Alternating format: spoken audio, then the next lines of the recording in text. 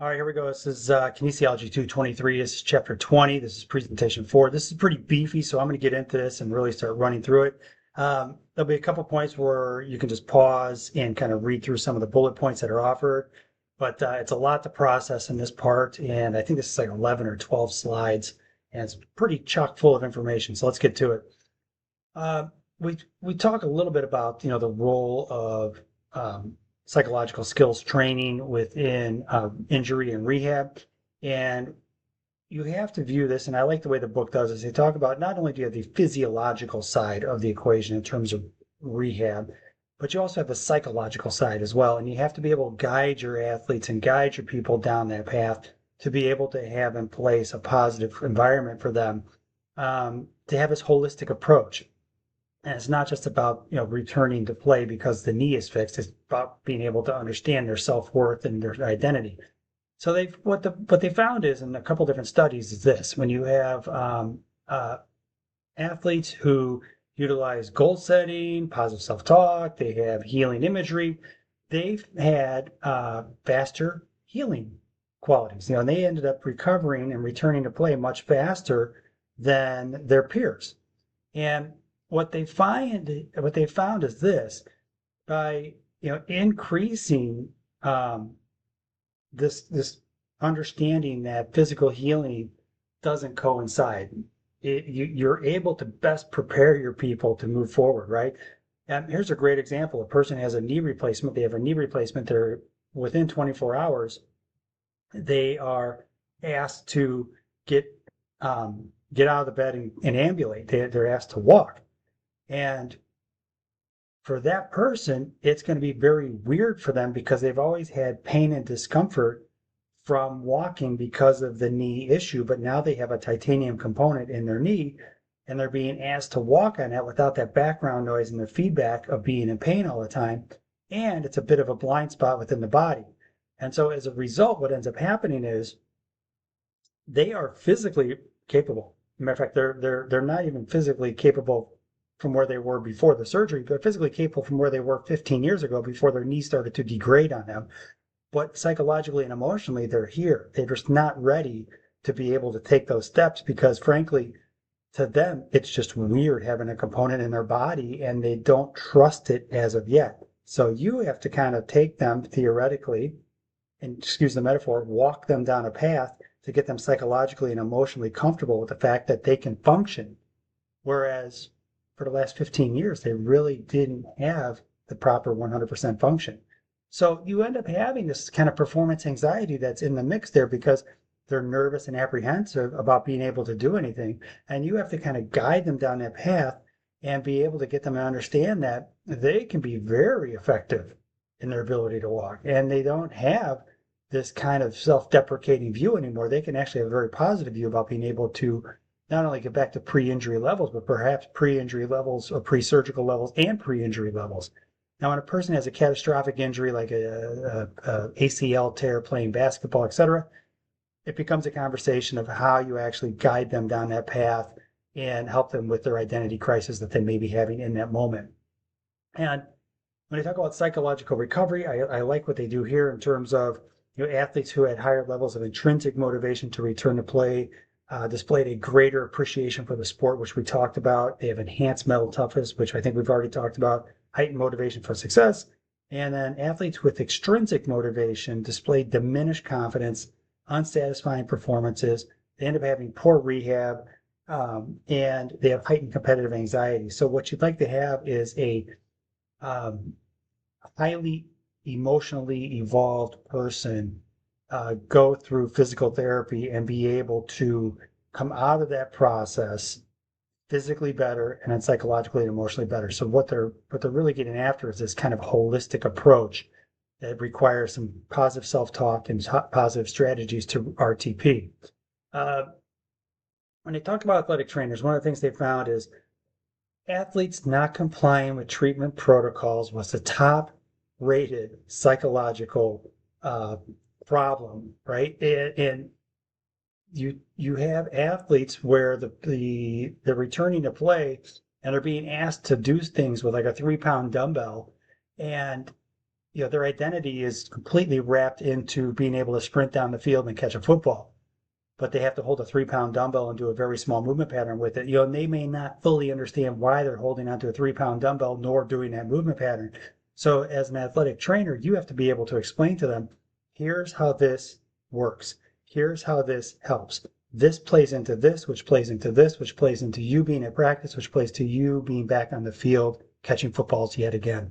And so you have to be able to articulate that to your athletes for them to be able to understand how it's going to directly benefit the outcome. And to do that, you have to be able to have some psychological training skills that are built into this. And they note that, if you have athletes um, who you want athletes to have a greater adherence to treatment protocols, well, they're going to have things like goal setting, positive self-talk, and these are things that in a training room you can put in as a culture. Yeah, it can be put in as an athletic department as well, but specifically what we're talking about in the athletic training room, these are things that you can do from a cultural standpoint to help your athletes recover faster, but also recover better. Um, and the thing that they also notice that trainers observe that athletes who more successfully cope with their injuries differed from their less successful counterparts in several ways. Um, what they have is they comply better with rehab and treatment programs. They demonstrate a more positive attitude about their injury status and life in general. They were motivated, dedicated, determined. I mean, these are great actionable words, right? And they asked for more They asked more questions to become more knowledgeable about their injuries. And I would contest that they also, as a result, were able to better process and understand how to resolve their injuries. I can't stress that enough. I think those are great bullet points in the book. Psychologically, when you have an injury, it can push somebody into retirement. You have volitional retirement where people just kind of leave a sport. They're done, they're gone, and they walk away from a sport. But you have people who are injured and have to walk away from a sport. And as a result, we talked about the whole identity crisis that people have as a result of that. And I know we've talked a bunch about that, but the book lists many of the detrimental psychological factors that can come about once once an athletic career is ended. And you look down here, and they have like altered identity. That's that identity crisis, change of self-perception. They have adjustment difficulties. They talk even further about negative relationships. They have poor global self-esteem. Their physical self-worth, their perception of that drops. They have poor sport confidence as a result. They have some dysmorphia, as their body changes. They've been training for a particular sport, and as a result, they look a particular way. And they end up having some trouble with their interpersonal relationships, and it's a challenge for people who are pushed out of a sport because of an injury, different for people who have run their entire course. They've exhausted their eligibility and they're done with their athletic careers. And that is yet again different than people who have decided, meh, I'm done with my sport, I'm going to leave. And they just walk away with eligibility remaining. So when you talk about best practices, it's kind of a holistic approach, right? Like the whole person includes the psychological and emotional side. So it should be physical therapy. Yeah, of course. But there should be some psychological strategies to help facilitate recovery, both psychologically and emotionally, and help the person, as we saw earlier, have a greater likelihood of having positive outcomes on the physical side of the equation because they're working on the psychological and emotional side as well. And the whole thing they hinge us on is the first step in providing such approach is to understand the process of psychological rehabilitation and recovery. And I would say it's just the process of psychological rehabilitation and recovery working in lockstep with the physiological process of rehabilitation and recovery. But it's the physical therapist and it's also the athletic trainer who needs to kind of implement this as a cultural landmark, if you will, or artifact within the actual department itself. So you have this kind of upheaval that happens when people are injured. You have a major source of stress at the initial stage is the uncertainty that accompanies an undiagnosed condition. Usually you're injured, you go right to the hospital the next day and you determine what the injury is. And as somebody who might be in a place where you're helping diagnose what that injury is, you need to fully articulate to the person, here's the injury, here's what's going on, here's how we fix it. Bang, bang, bang. And those are actionable items that help a person to really move forward through the injury curve.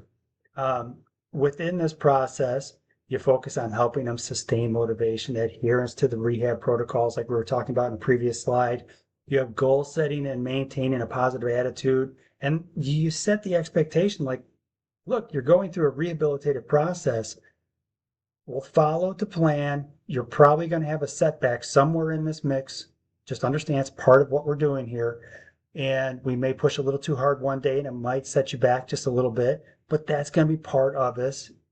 But on a much bigger picture, if we do A, B, C, it'll lend itself to D, E, F, which will lend itself to X, Y, Z, which will lend itself to you being on the field, running routes and catching footballs yet again. You have to set that expectation and put in benchmarks and goals for your athletes to be able to be successful. Now, with the full activity itself, even though they're cleared for full activity, it doesn't necessarily mean that they can go back to full practice or full play. Excuse me. And you have to set expectation with the coaching staff as well as the entire athletic program. If you're an athletic trainer, you have to set expectation and say, look, even though I may release your athlete from the athletic training protocol in the athletic training room, once they get to you on the practice field, we have to incrementally increase their performance on the practice field to have them return to full practice or return to full play. Otherwise, there will be a skills gap because they've spent 2 weeks with me putting themselves back together. Time has marched on and they've probably lost some of their skills that they need to be able to run and catch football. So you'll need to incrementally bring them back up to speed while on the practice field. Very common to have coaches say, great, Johnny, you're back. Go ahead and hop in that scrimmage. No, no, no, no, no. You have to actually incrementally bring them back. All right. The book lists a three-phase approach here on page 500. You have the injury or the illness phase, and then you have the rehabilitation and recovery phase, and then the return to full activity phase. I would say, when you're in here, you have the athlete, you're working with them to help them sustain their motivation and adherence to the rehab protocols that you're putting in place. But I would also say somewhere in here, you have a bit of a transitional, maybe a bubble, where you're transitioning from the personal training rehabilitative environment to the practice environment, and they're not fully at RTP at that point. They're not full return to play.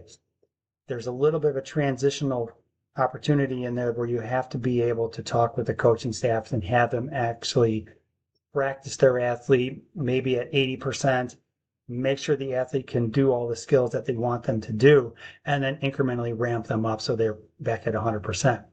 All right. Readiness and return to play includes these three components.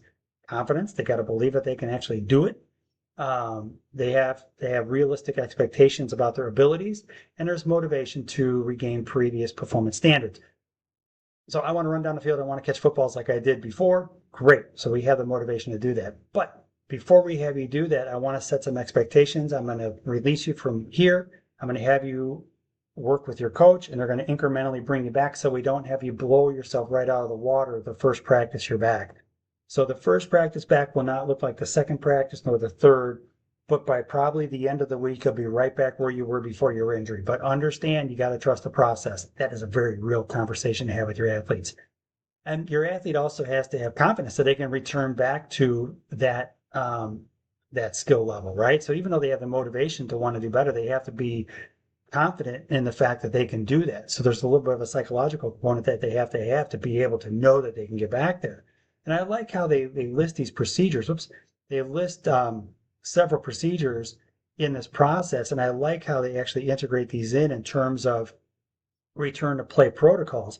But I just want to point this out. Like I mentioned, the person who had a knee replacement, it'd be the similar situation for them. They have to have the confidence that they can get back to walking and functioning like normal. They have to have realistic expectations about what their abilities are at the moment and what they will be. And they have to have the motivation to want to get better. So, even though we're not talking athletes across the board, we could be talking about somebody who had a surgical procedure. So with that, guys, I got 15 minutes on the clock. I'm shutting it down, going to the next one.